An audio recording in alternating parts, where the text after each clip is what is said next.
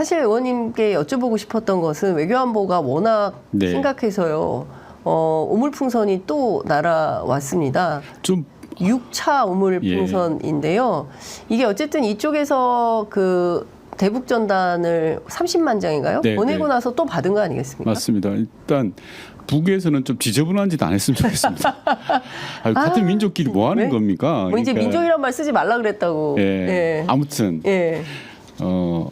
좀 지저분한 짓 안 했으면 좋겠고요. 예. 이게 북의 입장에서는 오물풍선을 안 보내겠다 당분간 예. 이런 취지로 이야기했는데 예. 우리 이제 대한민국의 탈북자 단체에서 네. 대북 전단과 또 해상으로 네. PT병에다가 또 뭘 담아서 보냈죠. 그러다 보니까 곧바로 이제 오물풍선을 그렇습니다. 쏘아 올린 건데요. 예. 해서는 안 되는 겁니다. 네. 오물풍선이라는 것 자체는. 네, 그 국제사회가 보기에도 참, 국회로 왔다는 소문이 있던데. 네, 저도 보도 그러니까, 봤습니다. 예, 아니 실제로 국회 안에서 발견된 것은 아닌 거죠. 모르겠습니다. 확인을 못했는데 언론 보도만 봤습니다. 네, 국회까지 왔다더라라는 소문인데 이제 의원님들 여쭤보니까 확인은 안 된 것 같다라는 얘기를 합니다. 그러면 이렇게 계속 문제가 심각해지는 것 중에 하나가요. 푸틴의 평양 방문이 굉장히 좀 중요한 원인으로 향후 남북 관계에서 중요한 포인트로 봐야 될 것 같다라는 생각이 좀 드는데. 푸틴 대통령의 평양 방문, 예. 북러 정상회담, 예. 북러 간의 조약 일종의 예. 상상 이상으로 세죠. 예를 들어서 핵심은 이런 거거든요. 네. 상호 간의 전쟁의 위협이나 침략을 받았을 때 자동적으로 네. 개입하겠다라는 예, 유사시 부분. 자동 개입. 네. 예. 엄청나게 센 조항입니다. 그러니까 제가 볼 때는 러시아 쪽 전문가들이나 예. 국방 정책을 담당했던 분들이 엄청나게 뜨악하는 거였습니다. 왜냐하면 기존에 저희가 한 30년 동안 추진해왔던 북방 정책이 송두리째 흔들리는 거였거든요. 예. 충격이었습니다. 사실. 예. 사실상 한미 동맹에 버금가는 수준이라고 봐야 됩니까? 네, 그 정도 수준까지 갔는데요. 예. 꼭 그 정도까지라고는 생각지 않았는데 좀 예. 한 말씀 드리면 네. 한반도를 강대국들의 입맛에 맡겨놓으면 안 된다고 생각을 합니다. 그렇습니다. 저는. 예. 네. 그러니까 이게 어떤 거냐면요. 예. 윤석열 대통령께서 어제 또 부산에 가서 그러니까. 미국의 핵 항모에 예. 탑승을 하셔가지고 한미일 안보 협력 체제 강화를 이야기를 네. 했습니다. 예. 한국과 미국과 일본이 안보 협력 체제를 강화하겠다라는 겁니다. 저는 한미 동맹은 우리 대한민국의 안위를 위해 무엇보다 중요하다라고 생각을 하는데요. 네. 이와 대신에 한미일 동맹 또는 군사 협력을 강조하면 네. 반대가 반드시 나오게 되어 그렇죠. 있습니다. 그게 북중러입니다. 맞습니다. 예. 북한과 중국, 러시아가 군사적으로 뭉치게 되는 네. 거죠. 자, 그러면 한미일과 북중러가 서로 충돌하게 되는 겁니다. 손해는 누가 보냐? 한반도가 손해인 거예요. 맞습니다. 예. 한반도를 강대국들의 격전의 장으로 만들어 버리는 겁니다. 네. 그래서 역대 정부는 보수와 진보할 것 없이 역대 정부는 대한민국은 한미 동맹을 우선으로 해서 북방 정책을 통해서 중국과 러시아를 북한 쪽으로 안 가게 견인해 내왔던 겁니다. 맞습니다. 그런데 지금 윤석열 정부는 그 북방 정책을 아예 송두리째 흔들어 버렸죠. 우크라이나 전쟁 등으로 인해서. 네. 그러다 보니까 오히려 러시아와 중국이 북한 쪽으로 가게끔 네. 밀어내는 효과가 있는 거예요. 외교를 망친 거죠, 사실상. 왜 우리가 한반도가 이런 강대국들의 전쟁이 되어야 됩니까? 예를 들어서 김정은 위원장이 최근에 뭐라고 이야기하냐 그러면 신냉전이라고 이야기를 합니다. 북한에서도 신냉전이라고 이야기하는 것은 과거에 90년대 이전까지 미국과 소련의 냉전 체제가 다시 등장했다라는 거거든요. 네. 그 체제를 북한은 굉장히 역이용하고 있는 겁니다. 그런데 거기에 저희가 유연하게 세심하게 대응을 했어야 되는데 전혀 그러지 못하면서 과거로 돌아가 버리는 그런 문제가 생기는 거죠. 그렇죠. 그러니까 말씀해 주시는 대로 구한말로 다시 돌아가는 거 아닌가라는 위기감이 생기는데요. 일단 말씀 주신 대로 그 강대강 계속 이게 그냥 그 레토릭에 불과한 거면 좋겠는데 그게 아니라 실제로 장호진 안보실장의 인터뷰 내용을 들어보면 북러 정상회담 이후에 우리의 살상 무기를 우크라이나 전쟁에 제공한다고 한다면 그러면 또 러시아도 가만히 있지 않을 거 아니겠습니까? 이미 입장이 나왔죠. 러시아 그러니까요. 외무성 대변인이 입장을 냈습니다. 예. 왜 우리가 우크라이나에 무기를 제공해야 되죠? 그러니까요. 그로 인해서 우리가 얻는 게 뭐죠? 대한민국의 국익은 현저하게 훼손되는 것밖에 없습니다. 네. 기분에 취해서 북한과 러시아가 보다 더 긴밀하게 동맹을 맺었다, 군사 동맹을 맺었다라고 해서 우리가 기분대로 한다면 네. 당장은 기분이 좋아질 수도 있겠죠. 근데 우리가 얻는 실익이 없어요. 국익이 없어요. 우리가 왜 러시아랑 싸워야 됩니까? 네. 대한민국이 러시아랑 싸워서 제압을 할 수 있으면 뭐 물론 검토 가능하다고 또 손 쳐요. 근데 왜 우리가 러시아랑 불필요한 갈등을 일으켜서 우리 기업들 경제가 어려워지고 한반도 평화가 깨지는 꼴을 봐야 되느냐라는 거죠. 네.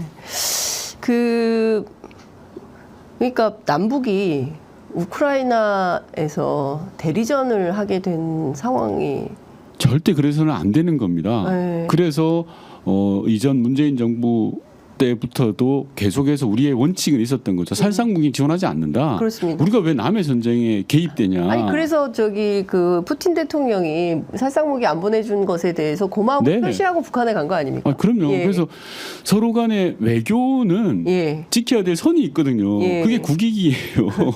그걸 왜 우리가 난 그 장호진 안보실장의 멘트를 보고 예. 이분이 왜 이러나. 외교관 출신인데 왜 이렇게밖에 안 하지? 이거 예. 외교관 출신 아닌 거 아니야? 그런 정도까지 의심이 네. 드십니까? 그러니까요. 이제 말씀 주신 대로 지금 이 굉장히 심각한 상황이 도래했는데 대통령은 이 상황을 멈출 생각이 없어 보입니다. 사실 뭐 6.25 74주년이 불과 며칠 어제였죠. 뭐 지금 여당에서는 핵무장론이 막 나오고 있고요. 나경원 의원은 본인이 당대표 되면 당론으로 핵무장을 추진하겠다 이런 주장까지 하고 있고요. 대통령도 북러 동맹에 대해서 굉장히 강도 높고 비판을 할 수 있는데 당연히 비판해야죠. 북러 군사 동맹에 대해서는 문제 제기하는 게 맞습니다. 네. 그런데 왜 우크라이나에 살상 무기를 주냐고요? 당연히 북한이 네. 도발을 하고 북한과 러시아가 군사 동맹을 맺는 거에 대해서는 문제 제기를 하고 규탄하는 게 맞아요. 네네. 그런데 왜 우리가 예. 행동으로 나서서 우크라이나의 전쟁에 우리가 왜 개입하냐라는 거예요. 그러니까 실익 없이. 이 정도 되면 사실상 국회 차원에서 뭐 결의안이라도 채택해야 되는 거 아닙니까? 한반도 평화와 맞습니다. 우크라이나에 대량 살상 무기를 보내서는 안 된다라는 내용의 뭐 결의안이라도 좀 준비 중이십니까? 아마 논의가 되고 있는 걸로 알고 있고요. 아까 말씀하셨던 것좀 중요한 포인트 중에 하나가 예. 국민의힘 전당대회를 계기로 나경원 의원이 핵무장론을 이야기를 하고 나왔습니다. 네. 정말 그게 대한민국 국회의원으로서 하실 말씀인가 싶습니다. 물론 일각에서는 우리 대한민국이 핵을 가지면 좋다라고 네. 생각할 수도 있어요. 네. 근데 그게 성립 가능한 조건이냐라는 겁니다. 즉 우리가 핵을 가지기 위해서는 NPT라는 핵 확산 금지 조약을 탈퇴를 해야 됩니다. 예. 즉 북한하고 똑같은 길을 걸어야 되는 겁니다. 지금 우리는 그렇게 되면 북한이 받고 있는 여러 대북 조치의 핵심이 바로 거기에서부터 출발하거든요. 네. 우리는 무역과 수출로 먹고 사는 나라 아닙니까? 네. 세계 여러 국가에서 우리가 핵을 가졌다라고 하면 엄청나게 대한민국 규제를 할 겁니다. 그 규제를 우리가 버틸 수 있나요? 그리고 그렇죠. 미국이 예. 미국 입장에서도 우리나라가 핵을 가지는 걸 용인할까요? 그러니까요. 성립 불가능한 이야기를 하고 있는 겁니다. 그런 걸 모르지 않을 텐데 이야기를 하는 거 보면 참 우습고요. 우리나라가 만약에 핵을 가지게 되면 일본은 또 가만히 있습니까? 일본도 당연히 핵을 지겠다 그러겠죠. 네, 사실상 그냥 동북아를 불바다로 만들겠다. 한반도를 그냥 전쟁 위기로 몰아가는 겁니다. 예. 그런 것들을 아무렇지도 않게 솔직히 제가 남해당 전당대회라 말하고 싶지 않은데요. 전당대회 공약으로 제시한다는 것 자체가 수준을 좀 보여주는 것 같아요. 외교안보의 수준을. 그러니까 외교안보라는 건 사실 진보와 보수의 구별이 없는 겁니다. 대한민국 국익이 제일 앞서는 거죠, 사실. 그런데 그걸 정치적인 유불리에 따라서 이용하고 있다라는 느낌을 지울 수가 없어서요. 이건 정말 여당답지 못하고 여당 국회의원 만나라고 정말 생각될 정도입니다. 아니 근데 이분들이 서로 친윤 경쟁을 하고 있잖아요. 근데 너도 나도 내가 더 대통령하고 친하다. 물론 이제 나는 친윤도 반윤도 아니다. 나경원 의원 그런 주장을 하지만 지난해 워싱턴 선언에서 NPT를 탈퇴하지 않고 NPT 자체를 이제 존중하기로 한 그 바이든 대통령하고 윤석열 대통령 간의 워싱턴 합의가 있었지 않습니까? 그러면 대통령을 막 그 윤석열 정부를 지키겠다, 윤석열 대통령의 노선을 지지한다 이러면서 행동은 또 핵무장론으로 가는 이런 이율배반적 상황을 어떻게 봐야 됩니까? 말이 안 되는 거죠. 자기네 그 범위 안에서도 그냥 아니, 그러니까 눈속임인가요? 눈속임도 아니고 정말 모르고 이야기했다고 하면 어처구니가 없는 거고요. 네. 알고 이야기했다 그러면 여당답지도 않은 정말 나쁜 짓을 한 겁니다. NPT라는 것은 네. 미국 중심의 세계 핵 질서인 거예요. 쉽게 말하면 네. 이게 잘못되었죠.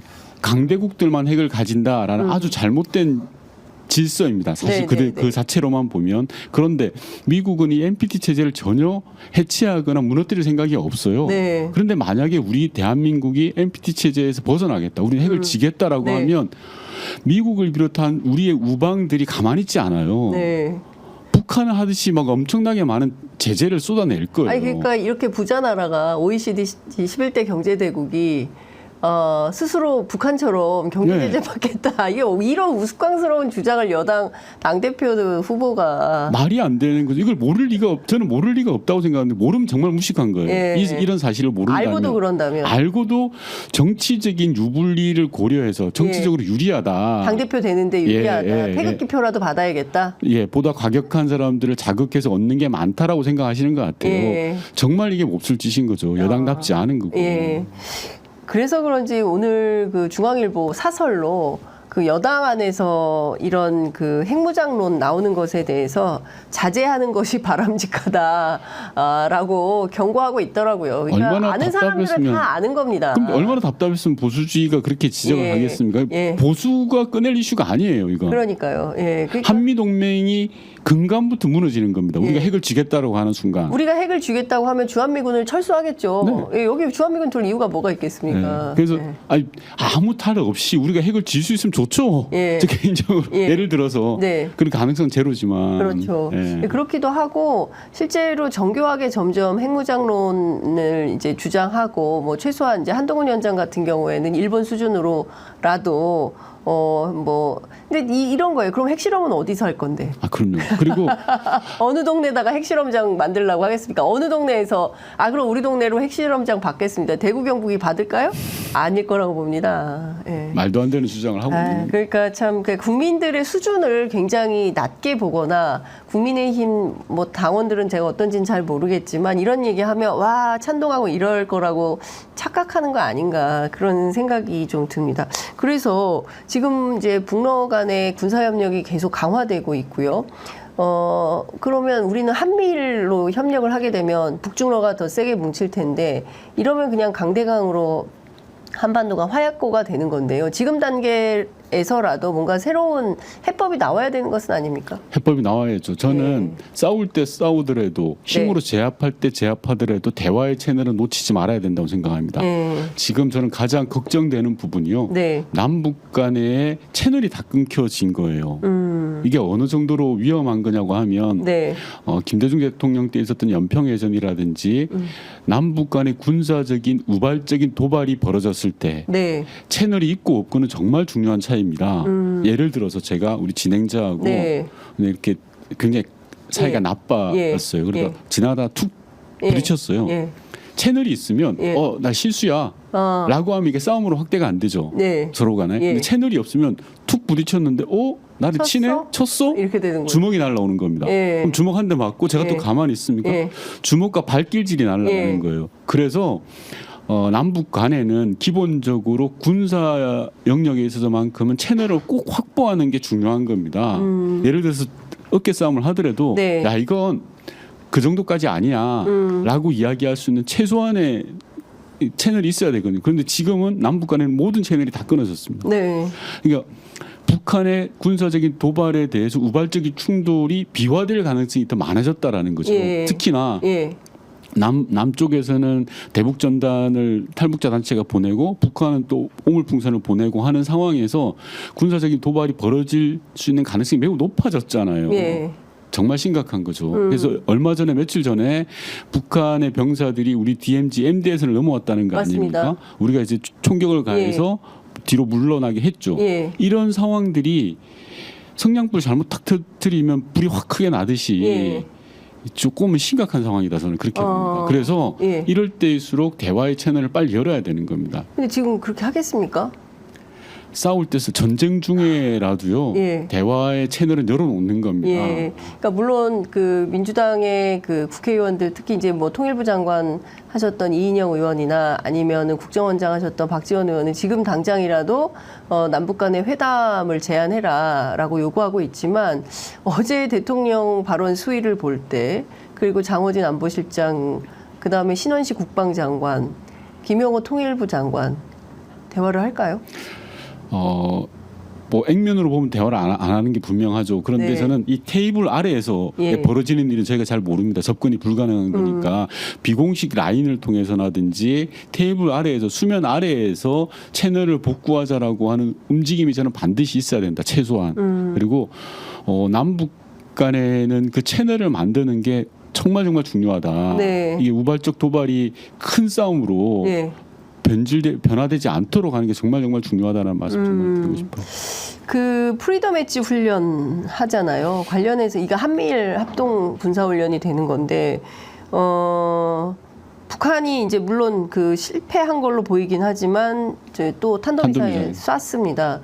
그러니까 그리고 북한에서는 한미 연합 훈련을 엄청 긴장하면서 본다면서 그 자체를 공포라고 느낀다는 거잖아요. 근데 그럼에도 불구하고 우리가 계속 이런 훈련을 하면서 공격력을 강화하면 북한이 그에 맞서는 또 다른 행동에 나설 가능성 있죠. 네. 그리고 기본적으로 저는 군사훈련에 대해서 북한도 그렇게 반응할 필요가 없다고 봐요. 북한이 네. 예, 예. 우리 그냥 알아서 하는 거니까. 그럼요. 네. 왜냐하면 대한민국에 지키기 위해서 네. 우리가 군사훈련을 하는 거에 대해서 자기네들이 뭐라 그럽니까?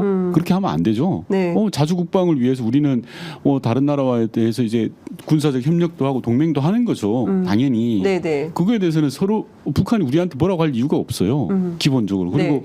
북한의 탄도미사일 발사는 유엔 제재를 위반한 겁니다. 그 아까 말씀드린 핵 실험으로 인한 여러 제재들이 있는데요. 네네. 그래서 북한이 그렇게 도발하거나 이야기할 필요는 없습니다. 다만 우리의 태도가 문제인 겁니다. 국방을 위해서 자주 국방을 위해서 우리가 한미 동맹을 강화하고 한미 군사 훈련을 하는 건 저는 필요하다고 보는 거죠. 네. 근데 이것들이 북한을 필요 이상으로 자극할 필요도 없죠. 사실은 우리를 지킬 수 있는 힘을 다져 나가면 되는 거예요. 네. 그잖아요. 그렇죠. 우리를 누가 지켜줍니까? 우리 스스로 지켜야죠. 예. 그래서 예. 미국에 대해 도움도 받고 예. 이렇게 해서 우리 스스로 지킬 수 있는 힘을 키워가는 게 맞아요. 예. 근데 이걸 가지고 네. 필요 이상으로 북한을 자극하니까 오히려 문제가 되는 겁니다. 우리는 따박따박 자주국방위를 가면 돼요. 네. 말펀치 쏘아낼 게 아니에요. 네. 이거. 근데 대통령은 또 어제 뭐 압도적 대응도 강조하고 막 이러기 때문에 북한으로서는 이게 그냥 말풍선에 불과하다라고 생각을 할지. 이제 그런 게 문제인 거죠. 예. 저는 당연히 한미 간에는 군사훈련도 필요하고 여러 가지 동맹적인 사안이 있어서 해야 된다고 생각합니다. 근데 그걸 대통령께서 굳이 나서서 네. 막 자극하고 야 우리가 혼내줄 거야. 예. 굳이 그럴 필요가 있을까요? 그러니까 그게 결국에는 앞서 말씀해 주신 대로 소위 얘기하는 이제 극우 보수 세력들을 좀 지지를 끌어내기 위한 그런 발언이 아닌가. 왜냐하면 대통령 지지율이 대구 경북에서도 그다음에 60대 이상에서도 계속 하락하고 있기 때문에 지지율 반등을 위해서 계속 이런 격한 발언을 하는 거 아닌가라는 생각도 좀 드는데 그 그렇죠. 점은 의원님 어떻게 보십니까? 일각에서는 그림을 만들기 위한 거다라는 지적도 있더라고요. 그림이요? 어떤 그림이요? 근데 미국 핵항모를 탄 대통령의 그림이라는 뭐 건 선글라스 끼고 뭐 이런. 이렇게 국군의 최고 통수권자로서의 모습. 예. 강인한 모습, 그리고 북한의 도발에 대해서 예. 단호한 모습들을 통해서 연출이에요?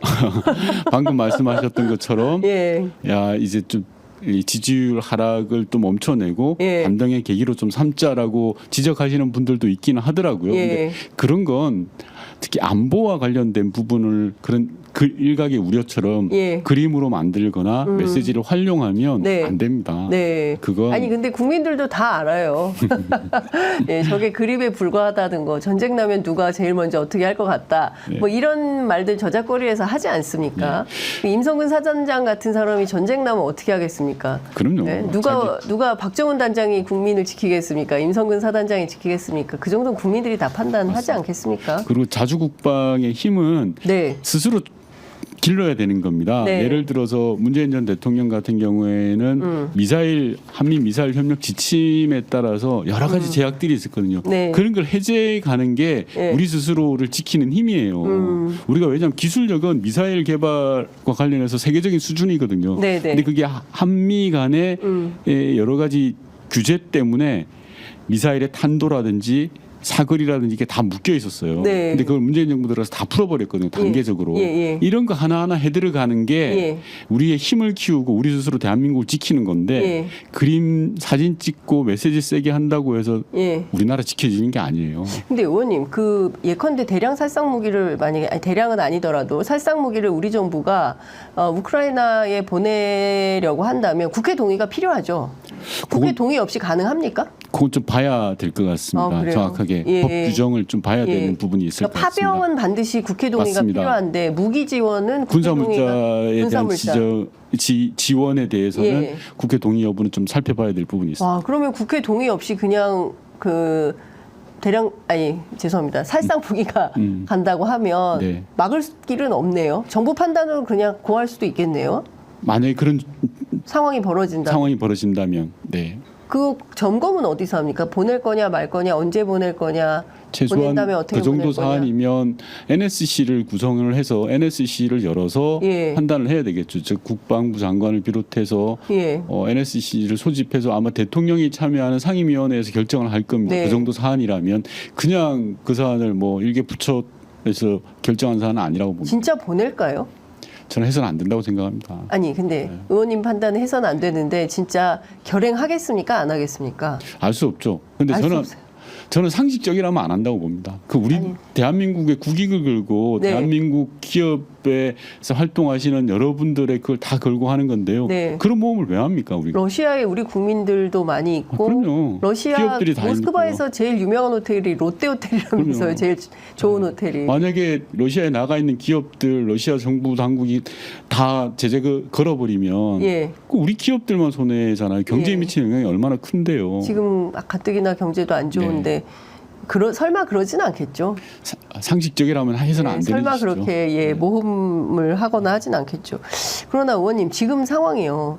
지금 뭐 김건희 여사 명품백 문제는 그거는 정말 너무 후순위의 이슈가 되어버렸고 지금 말씀해주신 대로 한반도 평화 문제가 심각한 현안으로 떠오르고 있고요.